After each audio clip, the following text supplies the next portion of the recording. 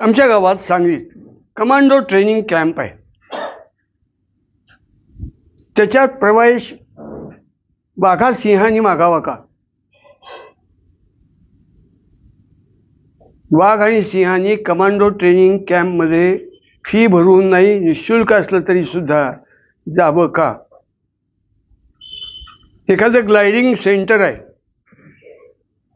विमान उडवण्याची कला, त्याच्यात गरुडांनी प्रवेश घ्यावा का?